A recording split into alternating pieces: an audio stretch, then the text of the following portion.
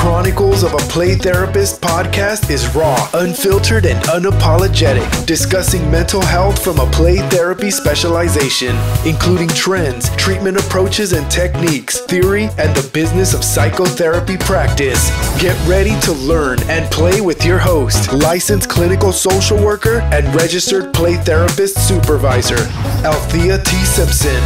Welcome back to Chronicles of a Play Therapist podcast. I am your host, Althea Simpson, licensed clinical social worker and registered play therapist supervisor. If you are a master's level or higher mental health professional, you are now able to get one non-contact hour continuing education credit just for listening to the Chronicles of a Play Therapist podcast. So Brighter Day Therapeutic Solutions is an association for play therapy approved provider and is responsible for continuing education credits. The title of this educational episode is The Role of Social and Psychological Meaningfulness in Play Therapy Themes. So let's get cracking. But first, before we start talking about themes that we see in play therapy, I want to define play therapy. Play therapy is the practice by which therapists or mental health professionals, because we do have mental health professionals who are master's level working towards licensure or is still in a master's level mental health program, by which mental health professionals use a theoretical model wherein therapeutic powers of play are used to help clients prevent or resolve psychosocial difficulties and achieve optimal growth and development.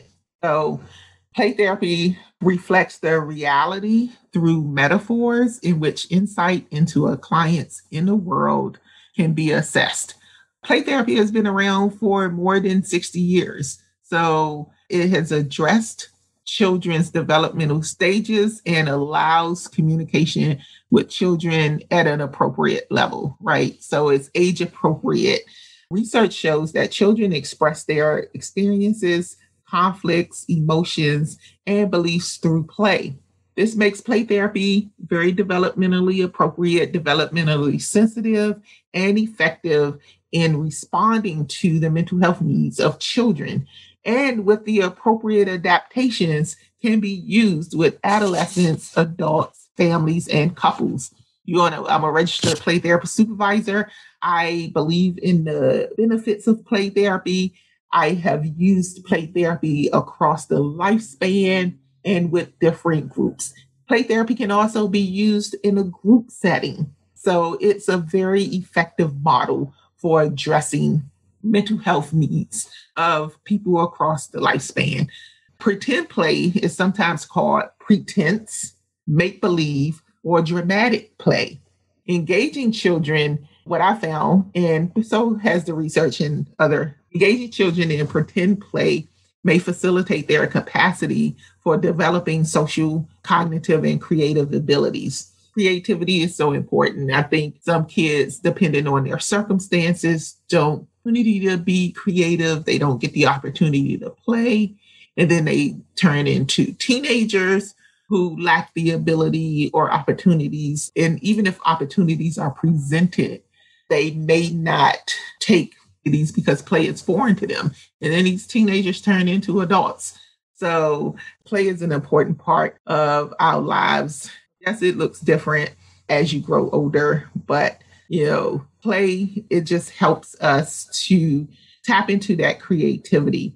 It is important for us as mental health professionals, parents, and educators to encourage children to construct pretense narratives, and we have to employ play materials. We have to make play materials available. And it doesn't have to be all fancy technological play materials. Play materials can be crayons, markers, paper. It could be a pencil and some paper, and then just give them the opportunity to let their imagination go where it's going to go.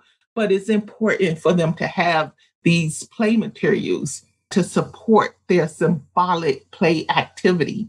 So researchers and theorists say that adults can foster more creative play and stimulate vocabulary development by posing questions.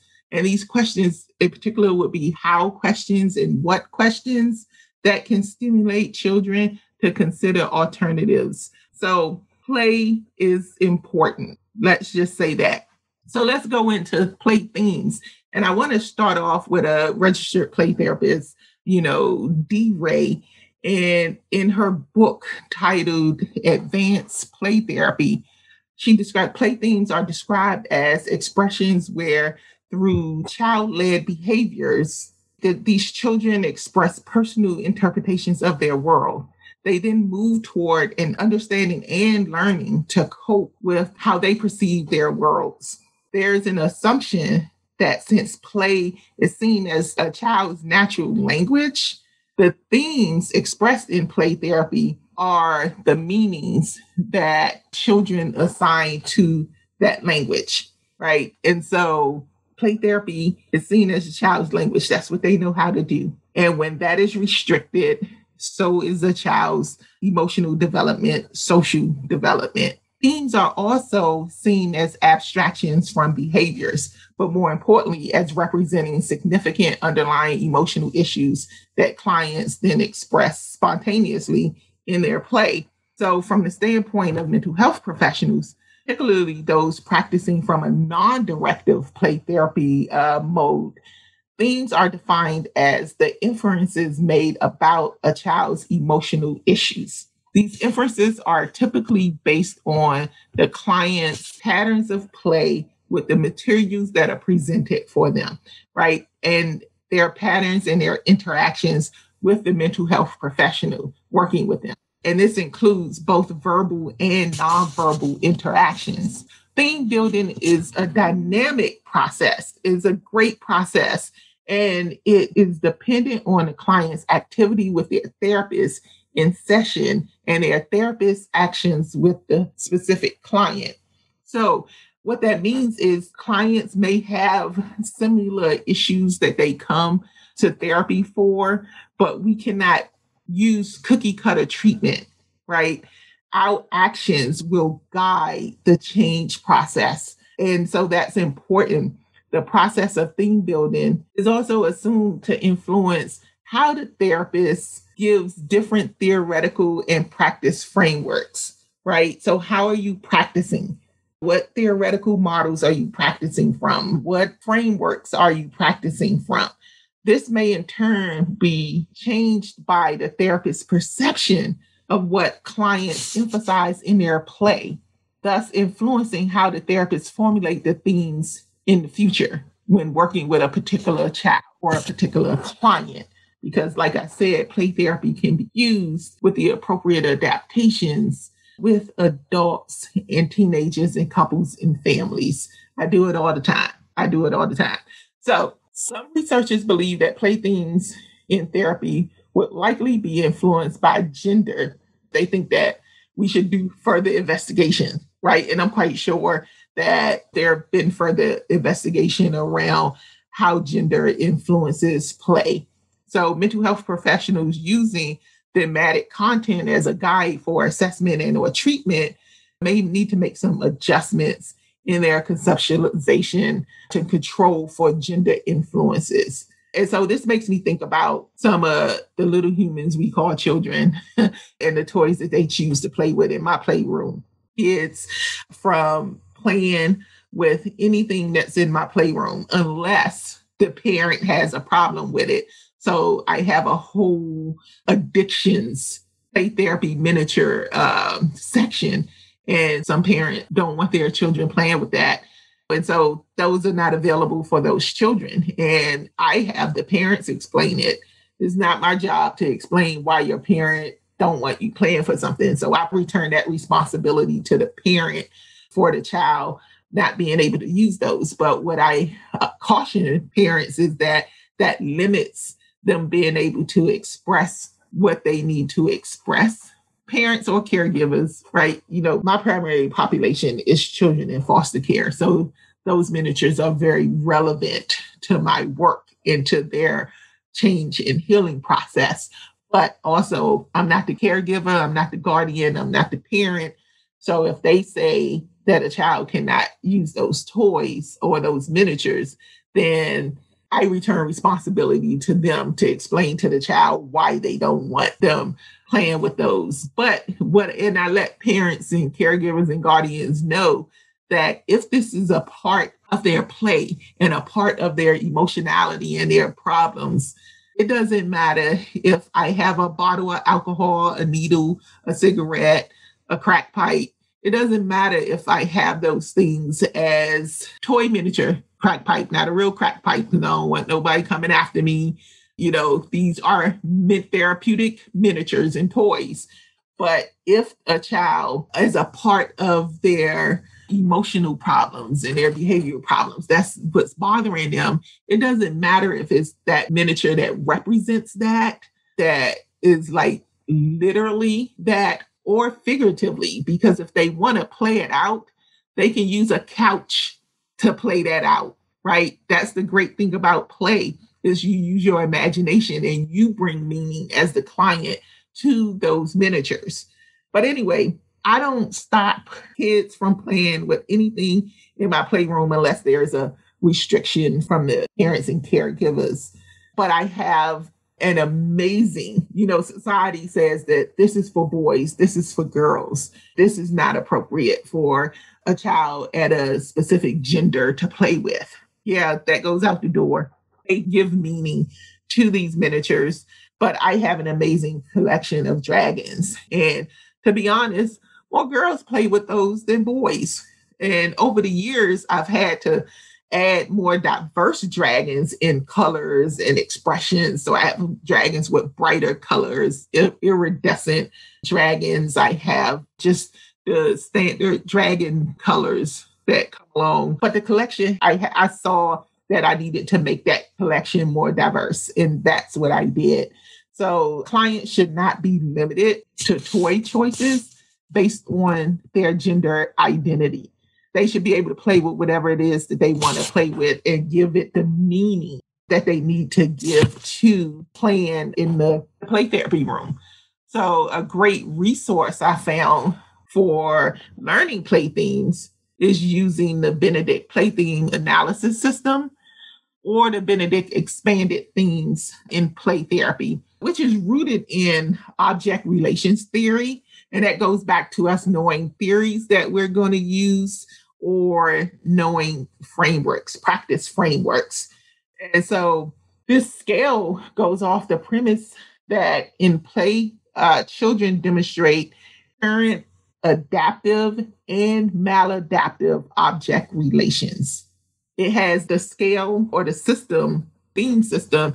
It has the theme name. It has codes for those who want to code things, and it has the meaning of the things to help mental health professionals with identifying a client's play themes. Now, according to the developers of the Benedict play theme analysis system, mental health professionals who use this coding system must be child responsive. I mean, it's allowing a child to choose their direction. So child-centered, this is completely led by children. So you are responding to the child. You're allowing the child to choose. This child-centered play therapy is completely child-led, right? So a child may ask, what are we doing today? And the response may be, it's whatever. But for you polished mental health professionals, you might say, well, what do you want to do today? For me, it's whatever. Like your session, it's whatever.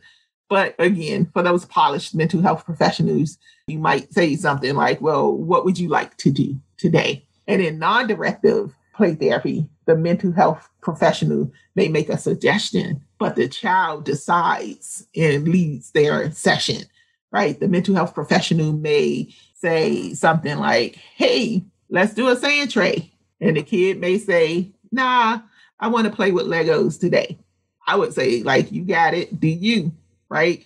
They are choosing the direction of their session and of their play, right? So they also say you need to be developmentally focused and that the child-therapist relationship is the foundation for change. So being developmentally focused is important, and that involves the relationship between the child and the therapist. And the third thing that they say, invitational in play with children. You must, to use these themes systems, the system of themes, you have to be invitational in play with children. So I want you to remember that safety is not the physical environment, but the relationship. So in terms of this invitational in play with children, which is the third thing that the developers of this theme system says you need to have, remember that safety is not the physical environment. Well, that's a given that we want our clients to be in safe physical environments. But safety is not the physical environment, but the relationship the client has with the therapist. So don't be afraid to go into the child's play when invited. Think about the pause in healing or the change process. If every week, and think about what you would be missing if every week your client comes in and they invite you into their play and you don't go into their play with them. You don't play. You're not involved in their session. About the message that is sending to a client. Is this something that I should be doing? Is it okay? Right? Can I really express what I need to express to this person when they won't even listen to me when I try to bring them into my play, letting them know that this is something that I need? So don't miss the meaning. Don't miss the meaning. Don't be afraid to go into a child's play, right? There have been times when clients, children and adults alike, would not engage in an activity that I presented or posed unless I participated, especially in like sand tray and art-based activities. So I would engage. I know time running out has been a Hail Mary for me many a times, especially with sand tray and art-based activities, because, I don't lie to my clients. So when you decide to engage into activities with your clients or becoming a part of their session, you talking or telling, and if you're doing storytelling, you telling a story is just as important. Now, if a child stays in the metaphor or the client stays in the metaphor, that's all gravy, right? You can stay in the metaphor. You can tell all types of whirlwind stories. But when a child or a client is talking about their personal story, like from a personal aspect, and they come out of the metaphor. So you can stay in the metaphor as long as the child is in the metaphor or the client is in the metaphor. You do not want to bring them out of the metaphor. You wait until they come out of the metaphor. So if they come out of the metaphor and they are telling, explaining their story that they created in the sand or art-based project that they did or art-based activity that they did, and then it's your turn, it's not cool. It's not kosher. It's not cool to lie.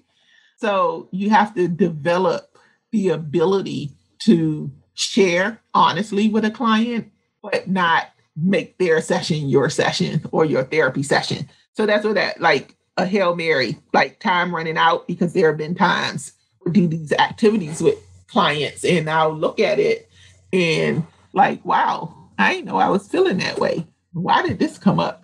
And so I have to quickly readjust that story where I'm not lying to them, but I'm not continuing to be a part of that activity process, right? So important for us to go into their play. So if this happens and you still have time left in the session, just say something like, this is what I've done.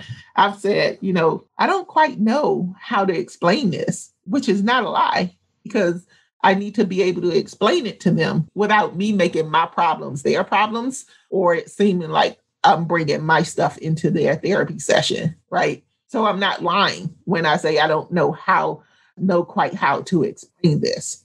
So I need some more time to think on this. I need to think on it some more, right? Other times I can come back quick with something like, you know what? I was feeling really disappointed and frustrated. And I think it's important for especially children to know that adults can acknowledge that they get frustrated and that they get disappointed. It's modeling behavior, right? It's modeling behavior. So I'll say something like, I was really disappointed or frustrated because I worked out an extra day this week or last week, depending on the session day. so I can eat 2 cupcakes. And I went to the cupcake shop and they were all out of my favorite bacon maple cupcakes. And I really wanted to try the lemon cupcake, but my bacon maple cupcake is my favorite. And that's what I work out for. No harm, no foul in telling that's an honest story, right? To clients. That's an honest story. So it's important for us to still talking about being invitational in play with children. Be honest, be skilled enough to be able to share, get out of that thinking that you're the client. I don't need to tell you anything about me because we're here to talk about your problems. I cringe when I read that in some of the groups, or I hear mental health professionals I do consultation or supervision with, and they say that, where's the relationship? They say they just trying to be my friend. No, not really. They really not trying to be your friend. Well, some may, not all the time, but you have to check yourself if you think every client is trying to be your friend because they want some basic information about you outside of what they read on your profile, because we do know that people pump up their profiles just to get clients, right? So they want to know something more personal about you. And I say this all the time. If you can't tell a client that you like hot dogs with mayonnaise on it, yes, that's me. I like hot dogs with mayonnaise, relish, mustard, and ketchup on it. If you can't tell a client that, then what are we doing? Where's the relationship? Not building that therapeutic relationship with that client is going to hinder their change. That's in turn hinder their therapeutic process. Clients already know that there is a power difference in the therapy room. They know this. Because we're seen as authorities, like authority figures. We're seen as the authority. So you don't have to always act like you are the authority and miss an opportunity for the connection or for the client growth opportunity. We know this, right? I'll just leave that there because I've interacted with many therapists who feel the need to assert themselves as the authority in the therapy room, and it's their insecurities. So I'm just going to leave that there and move on. Check your insecurities, especially if you have to flex on children too, children and teens, because teens, some children, but teens, they'll push those buttons and they'll challenge you. But I'm just going to say, check your insecurities and move on. Mental health professionals noting play themes can then conceptualize the child and their issues, or the client and their issues, because again, going back to being able to use play therapy with adults and adolescents. Conceptualizing allows you to form hypotheses about maladaptive object relations, and it prompts the child to alter their existing object relations or to create new adaptive object relations. So what does that mean? You being able to conceptualize what you see in a child's play and then going through that process, no matter what type of activities you bring in. This is something that people miss about play therapy. Play therapists are not just playing in therapy. We do use a lot of creative stuff, or I know I do, in therapy, but it's connected to a theory or a process or a framework based on what I see in a child's play. So then I form based on their play. I just don't pull it out of the sky. It's based on practice. It's based on research. It's based on what I've learned in training. What I see, what I observe, that informs when I make recommendations or suggest that we do things in therapy from a non-directive perspective, because I'm not a child-centered play therapist. That mode of play therapy just does not resonate with me. Now, I allow clients to lead their sessions, but I'm not a child. So I do child-led sessions, but I'm not a child-centered play therapist, more non-directive. Those are the approaches or the modes of play therapy that I use. They resonate with me more. And then by those resonating with me, I am able to translate what I know into sessions to help clients move through the therapeutic process and achieve the change that they want to achieve. So you have 3 modes of play therapy. You have child-centered, non-directive, and I would encourage people to look that up, take some trainings on it, but definitely read about it. Those are like the different modes of play therapy, right? And I didn't learn, and this thing that we do is constant. We're constantly learning, because I didn't know until I've been doing play therapy since about 20, officially doing play therapy. I've always used expressive therapies, but I didn't know about play therapy until 2010. And immediately I was like, yes, this is a real thing. This is for me, right?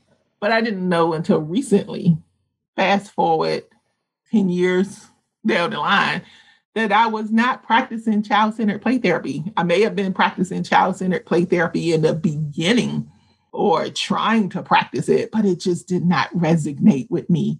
I struggled with child-centered play therapy. Kudos to you all who have that capacity to just sit and observe and track what a child does.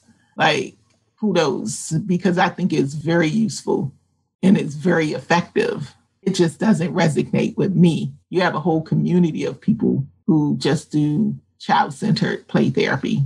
See, I'm too curious.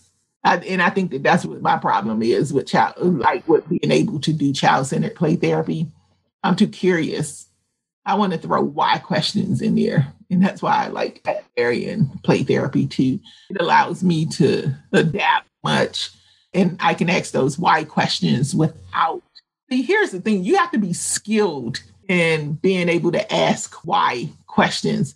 I know that the books in school and everybody tell you not to use why questions, but why? Why can't you use why questions?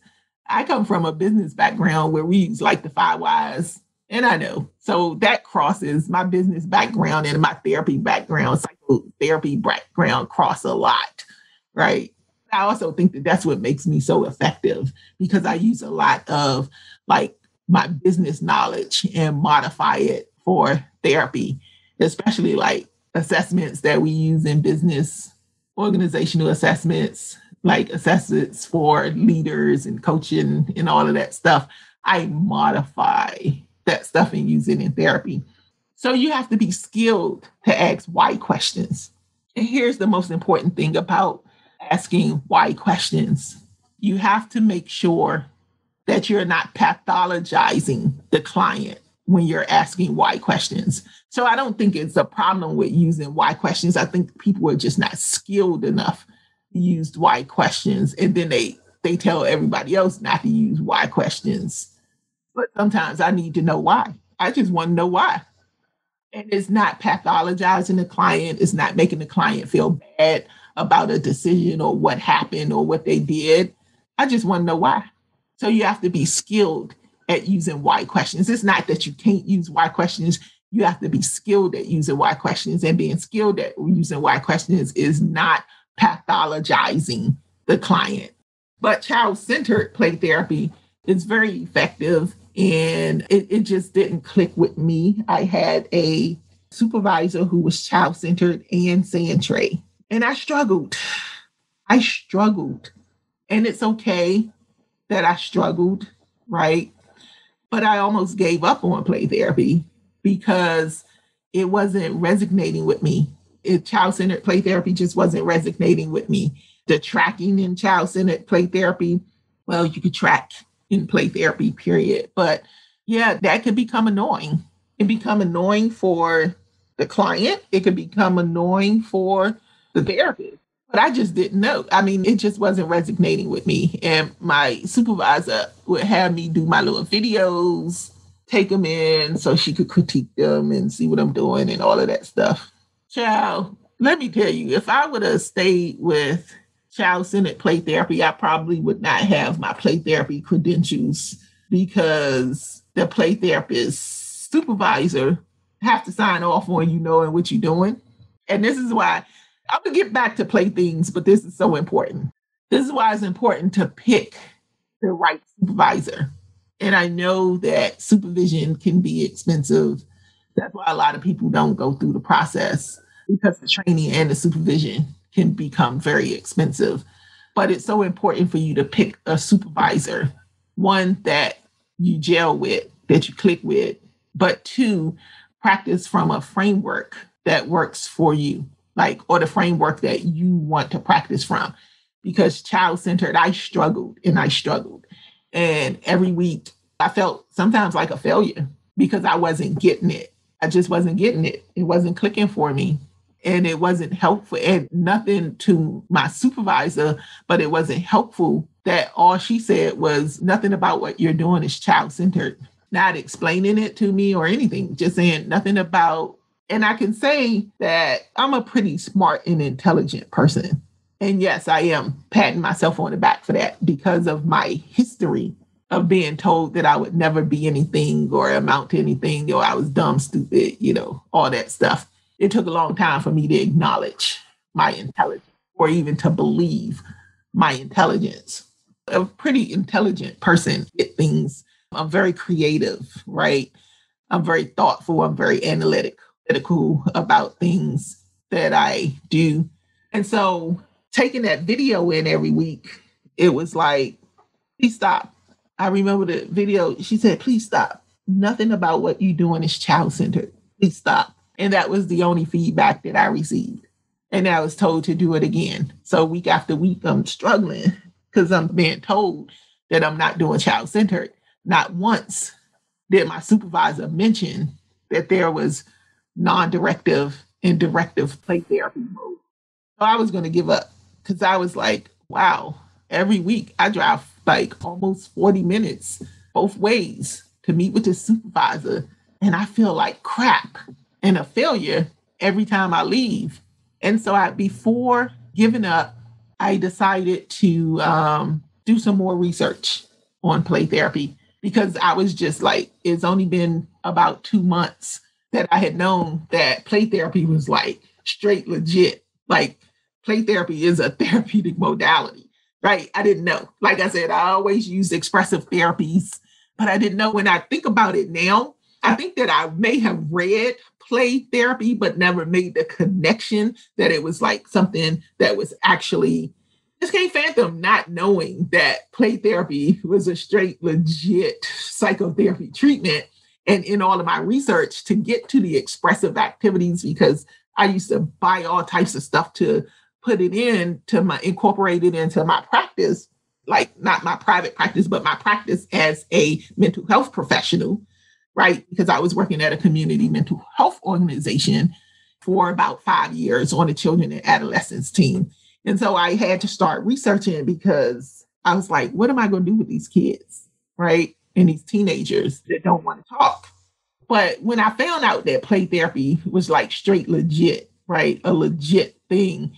And then I was like, you know what? Wow, something's wrong here.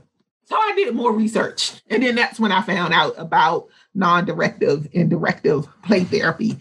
And so what I had to do, although I learned some things from my first play therapy supervisor, that person was child-centered and sand tray. And I'm going to tell you, sand tray, miniatures all around the office, like throughout the whole practice, but even in her office from start to like from floor to ceiling, like everywhere.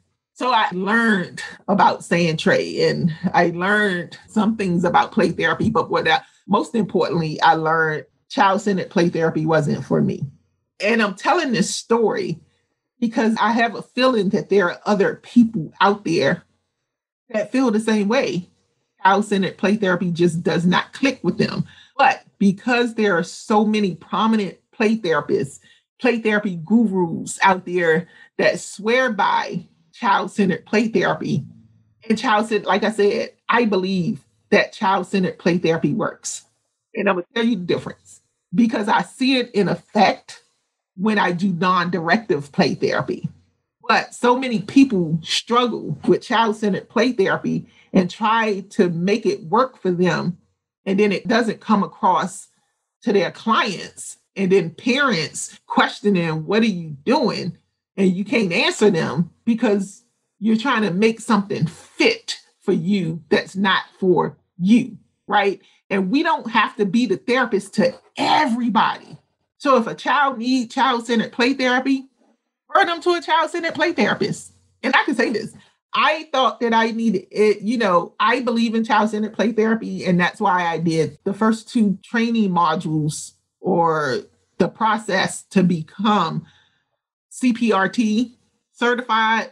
But after I did the training, I never finished the supervision process because I thought about it and I was like, Althea, if you do this, you're going back into this model or this mode that doesn't work for you. But the training was very effective, right? And I'm glad that I have that knowledge. I know how to use child-centered principles, but I'm not a child-centered therapist. And this is what I learned not too long ago. Like I said, I didn't went all around the barnyard just to get back to this.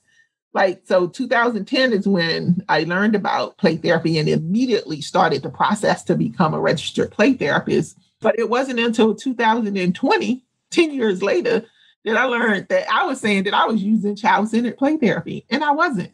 And how it was broken down to me made sense. I do not believe child-centered play therapy is the only mode of play therapy to use with clients. Therefore, that does not make me child-centered. Child-centered play therapists use only child-centered play therapy. And so a lot of people, when I read it in the little play therapy groups and stuff, and they go back and forth and back and forth. But child-centered, you have to grasp, hold what works for you, what clicks for you. So I started doing my research. And it was like, oh, non-directive and directive. That was the approach that I had been using all along. Even before knowing about officially knowing about play therapy. So do what is best for you, because when you're confident, then that translates into the play therapy room and it helps your clients achieve the change. So I'm going to get back to play themes. I know, y'all already know I go around the barnyard. I like telling stories because it makes a connection. And so conceptualizing the child's issues, you then form a hypothesis about that. So if I see children constantly taking the clothes off dolls, rubbing them together, putting them in the bed and doing different types of things, so I can hypothesize that they've been at minimum exposed to some type of sexual content, right? And so then I can help them work through that to where they change or alter that maladaptive to create adaptive behaviors. So hopefully that explains the object relations of, changing, conceptualizing the hypothesis and forming hypothesis about maladaptive object relations and prompting children or clients to alter existing object relations to create new adaptive ones.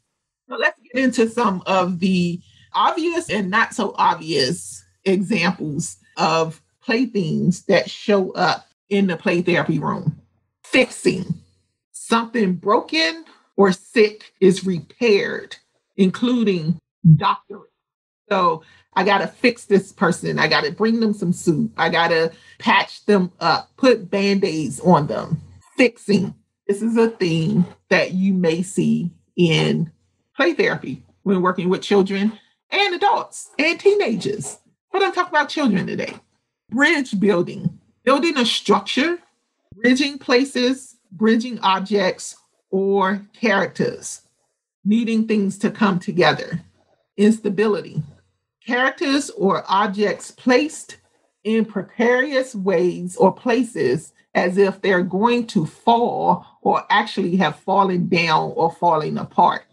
So if you keep building things, and if it's knocking, and just say you're using blocks or even dominoes, because I used to have these little humans that would line up dominoes and knock dominoes down. Instability. Line up blocks and knock blocks down, or if they building things up and then they knocking it down, or something is always falling off of something. Instability. Explore whether or not this client has a stable environment. Spontaneous cleaning or cleaning play. If you have a kiddo or this little human always trying to clean your room, your play therapy room or your office, or it's always cleaning in their play. Explore the meaning of that, what's going on. I remember having kids, they would knock stuff down, especially like paint, knock over glue, glitter, things like that. And they would get so upset. They would get so upset and apologizing. And it was foreign to them that I didn't even care, but it caused a lot of anxiety for them. And it took time to help them through that, but also having a conversation with their parents or caregivers, like, hey, this is what I noticed. They knock something down and they get really upset or almost panic-like. And then we can't jump to conclusions about it because for some, the mind may think, oh, that child may be living in a real strict environment, a structured environment, and afraid that they're going to get some type of harsh discipline or something. And that's why they having this anxiety-ridden response or reaction. And for some, that may be the case. But you also have to look at you're a new person that's here to help. You got all this cool stuff in here. And the kid is afraid that if they break something or spill something, they're not going to be able to use it again. See, on two different ends of the spectrum. And that's why we can form our hypotheses about things, but we also have to explore. And that's where developing that relationship with the parent or the caregiver comes into play, because there are a lot of child mental health professionals who want to cancel out the parent or the guardian and just deal with the child. The real change comes from the involvement of the parent and the guardian, because don't forget, we only see these kids once a week for 45 to 55 minutes. So the real change happens in bridging connections with the parents and the caregivers. So messy or messing, that's another thing. The characters or the child being messy or dumping things out. But again, that could be something where they just overwhelmed with what's in your office and don't know what to do. So they're excited and they want to just play with everything. So they just dump things, or things are just messy. And that's how their environment is, or that's how their thoughts are, or that's how their feelings are. Again, exploring. I think exploring in play therapy is super important, especially with the population that I work with. So then you have sorting. They line up toys, they organize toys, they sort toys or objects into categories. So that's sorting. That's a theme of sorting. Safety and containment. So again, the population that I work with is children and families. I would say about more than 80% of my population, children and families involved in the foster care system. And so safety and containment is something that I see often. And so I have different cages, but safety and containment things, building cages and containers for characters, objects, or self. So if they're constantly putting things or characters that represent people or themselves in cages, keeping things clearly in or out of spaces. That's the containment. Protecting, keeping characters or things safe, needing to be kept safe, invincibility, and hiding to be safe. So if you have kids who's constantly burying things, that could be a theme of safety and containment. Rescue. Characters in danger, rescued. So they put the client puts the character in dangerous situations, but then they're rescued. Some of the common ones, good guy versus bad guy. You have and going up against the Joker in play. If you have those action figures in your playroom. But again, the client assigns meaning. So even if they don't physically look like Batman and the Joker, they can have a car and a truck, or two cars, two trucks that can be Batman and the Joker. We don't give meaning, they give meaning. So basic meaning, good guy versus bad guy. Clear designation of good and bad characters And the play demonstrates the good character, the bad character, aggression, aggressive and hostile play, or aggressive behaviors. This could be in or out of sand tray, just with play. I tell you, I created a whole aggressive playroom because I worked with a lot of kids. They had some serious aggression issues. And so what I decided to do was give them a safe space to let it out. Death by aggression, death resulting from aggression. I do not stop that type of play. They need to let it out. But when I decided to create my aggressive playroom, what I did was for one kid in particular, I mean, all kids benefit from it. They know it's there. They can use it if they want to. And when I start talking about, I'm talking in general terms about working with different types of kids. But please know that I have any client content that I talk about in general or specific, I have consent and assent. That's why it's important to have your documentation and your forms in order. But I have consent from the adult who are the caregivers or parents of the children, and assent from the child. People under the age of 18 who are deemed children, they can't give consent. They give assent. And even if their parents or caregivers give consent for me to use our content from our work in training or supervision or consultation or just educating, and the child does not consent or give assent, then I don't use it. I honor that child and their therapeutic process. It's their work, it's their process. So it doesn't matter if I get consent from the adult. If the child doesn't give assent, I do not use it. But I honor my clients. I really appreciate them. They love what I do. And they tell me they're happy that I do what I do.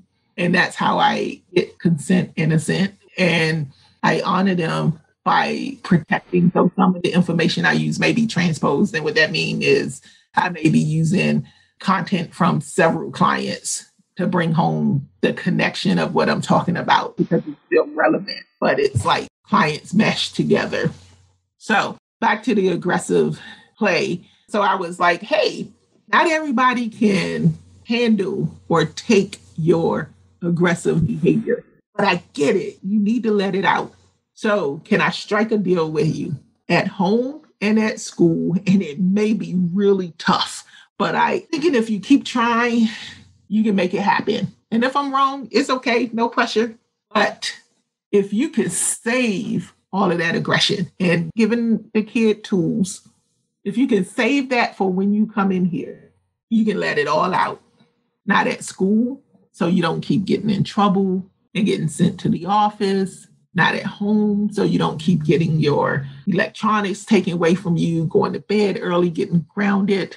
This is also a way to see, because a lot of kids, especially little Black boys, are diagnosed with ADHD and it's not ADHD. If they're diagnosed with ADHD, but in foster care, probably want to look at trauma. So seeing if they really have issues with impulse or cannot control themselves, or if it's something else, right? Sometimes you have to test the waters. And I know evidence-based treatment is great. Love evidence-based for treatment, but you have to practice to get to the evidence. So I'm not afraid to try things out. And when it doesn't work out, I just say, you know what? My bad. That sounds way cooler in my head.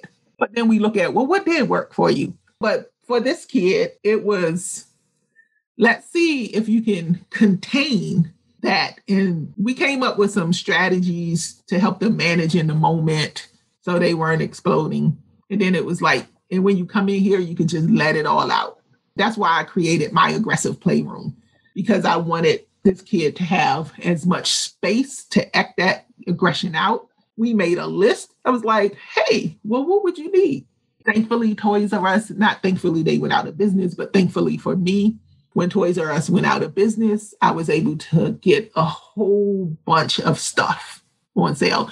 But you don't need a whole bunch of stuff. That's just where my mind goes. And plus, it was like, listen, I would have been spending this for one. So let me just deck this room out for this kid.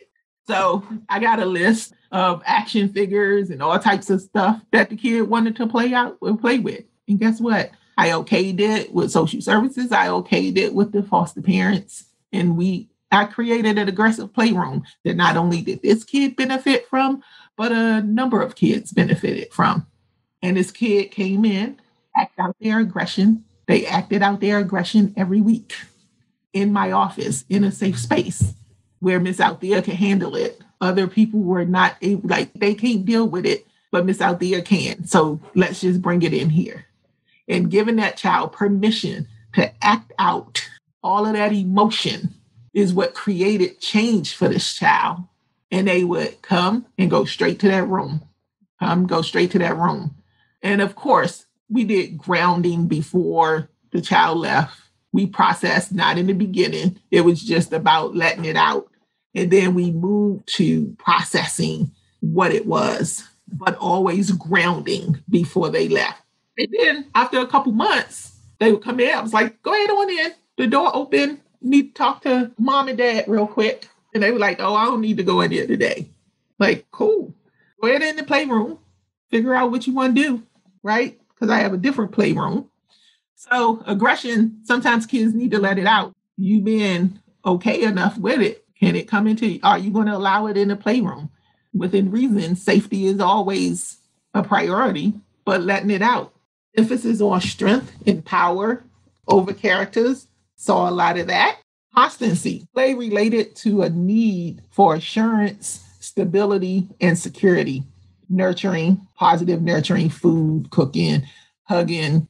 Separation, characters being taken from, leaving, or separating from others. So those are some of the play themes that you may see in sessions. So when utilizing play therapy, identifying play themes is a crucial part of understanding the meaning of what the client brings into the session.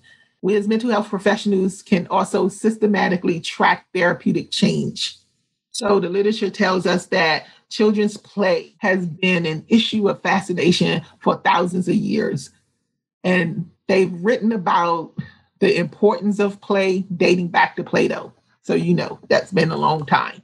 We just have to be present. We have to show up, be present, observe what they're doing, tracking what they're doing. Let's say with all of the aggressive play that I was talking about, I keep seeing aggressive play or destruction themes.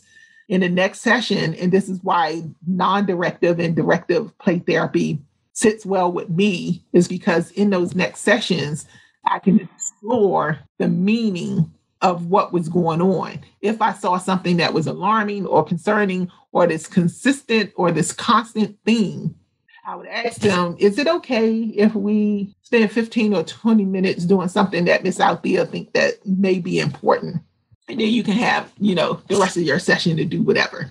And I give them the choice to do it at the beginning, do my activity at the beginning or toward the end of their session. Typically, these little humans that we call children choose the beginning to get me out of their way so they can do what they need to do in the playroom. So I would choose either something like a volcano or a tornado activity. I start with, watching like a quick 2 to 3 minute video. And I ask, I wonder questions. I wonder if your anger is destructive like this. I wonder if your aggression starts picking things up. There's one where it shows a house. One of the videos I use, it shows it starting to finish. And then it starts with gusty winds. And then it may lift up a car, like a tree, a car, a tree, a house. And so I scale it to see if their anger and aggression is that destructive, right? So there are many ways that you can do this, but using these I wonder questions. And I wonder if your anger looks like whatever. And we can do an art-based activity, a Lego-based activity, or a sand tray-based activity to engage them in storytelling. Social constructivist theorists say that collaborative communication and cooperation or cooperative social interaction between a child and a more skilled person, which would be me as the therapist, you as the therapist, enhances the child's understanding. And I'm talking about in a therapeutic context, because if they were at home, it would be the parent, older sibling. In school, it may be an educator or counselor or someone, but enhances a child's understanding of the social world. And this is why I make sure that I do not go beyond my 15 to 20 minutes that I stated to them to get them to do this activity. I'm modeling behavior by keeping my word. And that's important in this social world. So many mental health professionals claim to be play therapists or claim to use play therapy, but lack the theoretical foundation and knowledge to utilize play therapy. They find activities on the internet, or they flip through a book or two, which takes me straight to interventions, which fall under skills and methods. They go to workshops. They don't go to the basic level workshops because you can just pick and choose what workshops you want to go to. And they miss the theory, they miss the history, those foundations of play therapy. They don't have the history and theories. It's just not there to make the play therapy connections to what they're doing. And that's not play therapy. Like I said before, we're not just playing in therapy. There's a foundation, there's a context, there's a framework behind what we do. So this brings me to talking about play themes, or they don't know how to employ play themes to describe a client's play or session content. And I'm not spitting in anyone's suit, not what I'm doing. I get it. What we do as play therapists is pretty freaking amazing. I would even say it's magical. So I'm just stating that play themes are a key to play therapy, and you need the proper training to utilize play therapy. You can receive training a number of ways through a master's or doctoral level training program. You can attend conferences. The Association for Play Therapy has their international annual conference every year in October. The various Association for Play Therapy chapters offer annual conferences, and many organizations like mine are APT-approved providers and offer play therapy training. In addition to training from my organization, I hold an annual Black Play Therapy Conference in July. This year, we are doing it online because of COVID, but gaining competency can also be done reading play therapy books and peer-reviewed articles, connecting yourself to a consultant who's a play therapist, listening to a play therapy podcast like Chronicles of a Play Therapist. Competency is key. Play themes is key to what we do as play therapists. One of the key functions of what we do as play therapists, it helps us to gain understanding of issues that clients bring so we can help them affect change. Thank you for listening to this educational episode of Chronicles of a Play Therapist. I am your host, Althea T. Simpson. If you want CEs and the list of articles used to put together the information for this podcast episode, go to www.unicornlifetraining.net. Click on e-learning. You must pass the quiz with 80% or better to download your CE certificate. Thanks for playing, and until next time, play well. Chronicles of a Play Therapist is sponsored by Unicorn Life Play Therapy Academy, where play therapy is magical. Thanks for listening, and don't forget to subscribe in your favorite podcast app and follow us on YouTube. Chronicles of a Play Therapist is intellectual property of Althea T. Simpson. All rights reserved.